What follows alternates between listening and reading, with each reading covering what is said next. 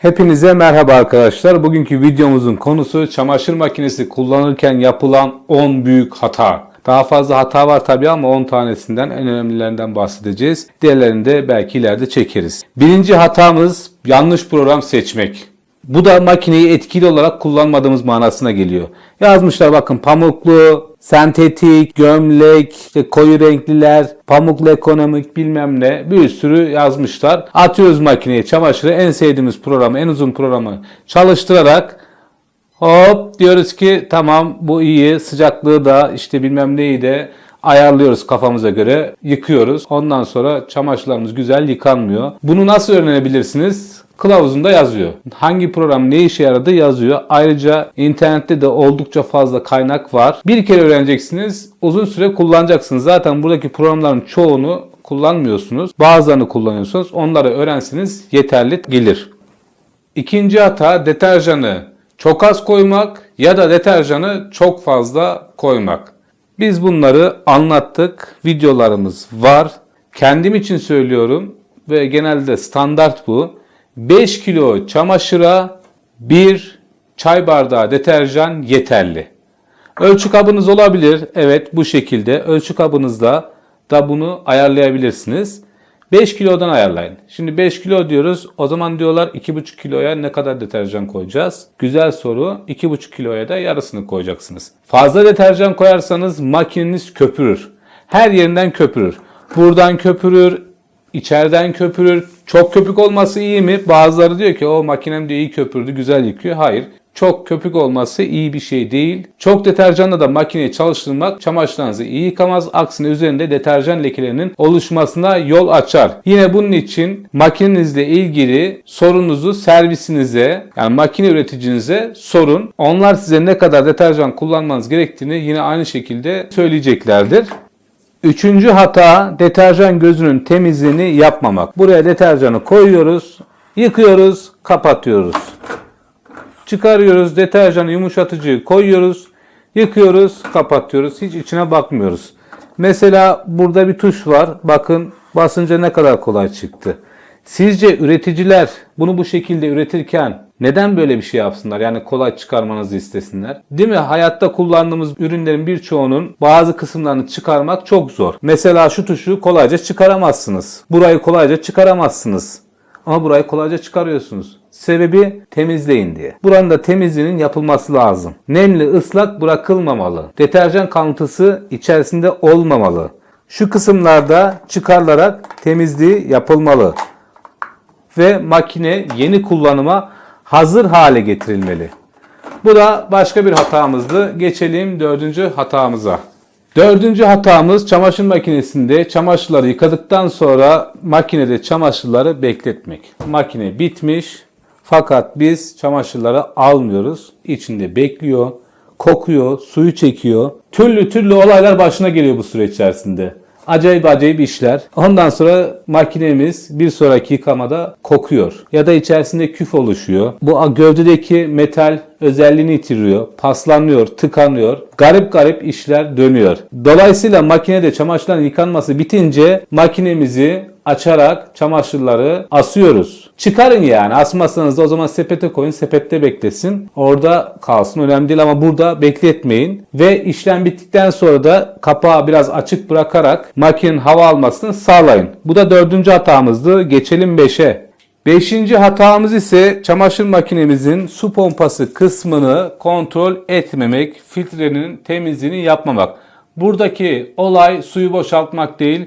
Yine kanalımızda nasıl yapıldığı ile ilgili videomuz var. Buradaki olay bu kapağın içerisindeki filtrenin temizliğini yaparak içerisine düşmüş malzemeleri çıkarmak. Çoğu zaman makinede hata koduna yol açıyor. Buradaki kalan bir şey. Bozuk para falan oluyor genelde. Zincir, toka. Bunlar makinede hata koduna yol açıyor. Makinenin suyu boşaltmamasına, su almamasına, çalışmamasına neden oluyor. Sıklık nedir? Yani ayda bir kere en azından yapın yani. Eliniz değsin. Çok dikkatli, çok böyle özenli bir insansınızdır. 2 ayda bir yapın. Ama her şeyi unutuyorsunuzdur. Ceplere bakmıyorsunuzdur. Makinenin içerisinde unutulmuş sürekli bir şeyler kalıyordur. O zaman daha sık kontrolünü yapacaksınız. Bu da önemli bir mevzu. 6. büyük hata yumuşatıcı ile ilgili bir konu. Yumuşatıcı gözünün mekaniğini, çalışma sistemini anlattık. Ayrı bir video çektik. Bence çok da güzel bir video. İnternet ortamında bulunmayacak bir video. İzlemenizi tavsiye ederim. Oradaki anlattığımız şeylere uyulmaması. Bizim anlattıklarımız değil tabii ki bunlar. Biz bunu dile getirdik ama zaten üreticilerin söylediği bir şey. Tabii biraz araştırmak lazım öğrenmek için. Yumuşatıcı gözüne yumuşatıcı koyarken maksimum seviyesini aşıyoruz. Deterjan koyarken de aynı hatayı yapıyoruz. Buraya da koyuyoruz, buraya da koyuyoruz, buraya da koyuyoruz. Makine saçmalıyor. Buradaki maksimum seviyesini aşarsanız makine çalışmasa bile yumuşatıcı akar gider. Bu da makinemde çamaşırları yıkıyorum, yumuşatıcı kokmuyor diyen insanların yaptığı bir hata. Yani yumuşatıcı kullanmıyorsanız zaten sıkıntı yok ama kullanıyorsanız buna uymanız lazım. Yoksa yumuşatıcı hiçbir işe yaramaz. Geçelim 7. hatamıza.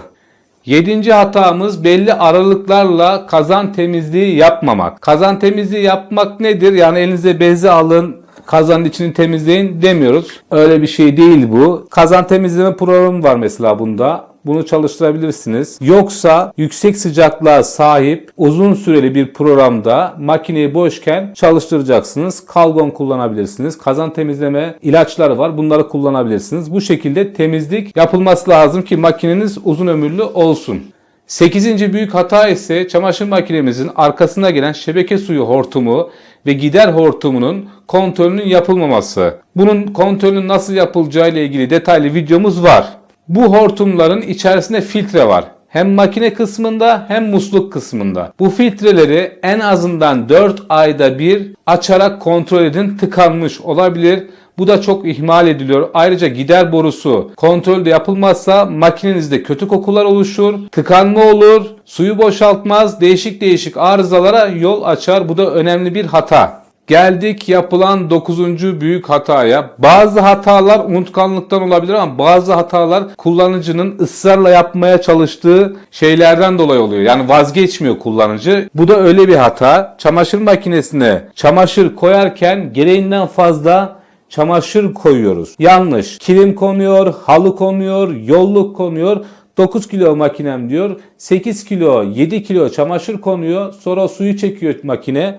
Ne oluyor? 11-12 kilo. Ondan sonra makine 2 ayda arıza veriyor. Sağa solu yamuluyor. Çalışmıyor. Makineye konulan çamaşırları makinenin yük hacmini, yük özelliklerini aşmayacak şekilde koymak lazım. Ayrıca tıkıştırılıyor çamaşırlar. Böyle alınıyor, atılıyor. Bizim oralarda şey derler, depmek, depiştiriyorlar. Bu da yanlış tabii ki. Sermek lazım. Çamaşırı biraz açın. Açınca ne olacak? Her yerine deterjan nüfuz edecek. Daha kolay yıkanacak ve yük dengeli bir şekilde makinenin içerisinde dağılacak. Bu da önemli bir hataydı. Gelelim 10. hatamıza. Bu da büyük bir hata. Bence çok önemli. Makineye hakim olmamak. Şimdi teknoloji gelişti. Herkes artık uzay çağında Ay'a gidiyoruz, Mars'a gideceğiz. Bir sürü olaylar dönüyor. Astronotlar dünyanın tepesinden atlıyorlar paraşütle. İşte Avengers, DC evreni, Superman, Darkseid falan filan uçmuş vaziyetteyiz. O yüzden de çamaşır makinesi aldığımızda makineye çamaşırları atalım, yıkasın modundayız. İşine onu da ben mi yapacağım diyoruz. Evet sen yapacaksın. Hayat filmlerdeki gibi yaşanmıyor. Iron Man diye bir şey yok. Superman yok, olsaydı da zaten uçamazdı. Bunu da belirteyim. Meseleye dönelim. Kılavuz var arkadaşlar. Kılavuzu okuyacaksınız. Bütün programların detayları anlatılmış. Tek tek. Bunlara hakim olacaksınız. Ön yıkama tuşuna basılıyor mesela. Ancak program ön yıkamayı desteklemiyor. Ve ön yıkama kısmına deterjan konuyor. Zaten program desteklemiyor. O deterjan burada hareket etmiyor. Sonra deterjan gözü bozuluyor. Her programda ön yıkama çalışmaz. Veya bilinmiyor, ön yıkama kısmına deterjan konuyor. Yani bu ana yıkama kısmından kişinin haberi yok. Ön yıkamaya deterjanı koyuyor. Hadi diyor yıka. Ama burası ön yıkama. Yani makine ön yıkama modunu seçmişken buradaki deterjanı kullanır. Bu bir örnek. Başka örnekler de var. Hızlı yıkama, ilave su, sıkma, sıcaklık, devir, 1000 devir. Ne demek? Dakikada 1000 kez döneceğim demek. 800 devir, 800 defa döneceğim. Çamaşırınızın, attığınız giysinin özelliğine göre bu devirler seçilmeli. Renklerde alır 70 dereceye yıkarsan, 1000 devirde de sıkarsan o üstüne giydiğin elbise X large'sa small bedene dönüşür. Giyecek hali kalmaz. O yüzden bu hatalar olmasın diye makineye hakim olmak lazım. O bahsettiğim evrenlerden kurtulup gerçek dünyaya dönmek lazım. Gerçek dünyada bu kılavuzun içerisinde detaylı olmasa da anlatılmış. Detay istiyorsanız zaten gerekli araştırmaları yapın. Var. Biz kanalımızda da detayı anlatıyoruz. Bu da son büyük hatamızda ama bence içlerinden en önemlilerinden birisi. YouTube kanalımıza abone olarak destek verirseniz sevinirim. Başka bir videomuzda görüşmek üzere. Hepinize sağlıklı, mutlu, güzel günler dilerim. Hoşça kalın.